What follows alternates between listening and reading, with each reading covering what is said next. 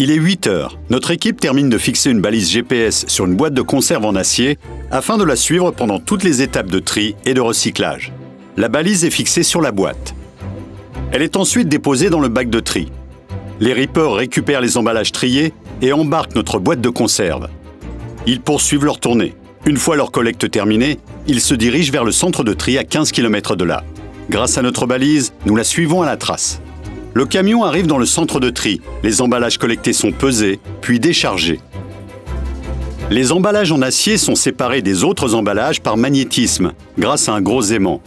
Les différents emballages en acier sont ainsi regroupés ensemble pour être compressés sous forme de paquets. Direction l'usine sidérurgique. Ici, les paquets d'acier sont pesés et contrôlés, puis stockés dans le parc à ferraille. Les emballages et la ferraille sont amenés à l'aciérie, où ils sont mélangés à la fonte en fusion dans un convertisseur. L'acier liquide ainsi obtenu s'écoule dans des lingotières pour former une coulée continue de 25 cm d'épaisseur qui est coupée pour former des barres d'acier. Elles sont ensuite laminées à chaud successivement pour réduire leur épaisseur jusqu'à 1 mm et être transformées en fonction du marché de destination, comme ici en bobine.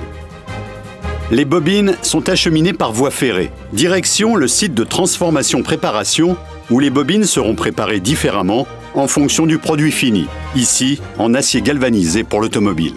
Mais cet acier pourra aussi se retrouver dans des produits d'électroménager, dans du matériel de construction ou comme à l'origine, dans un emballage.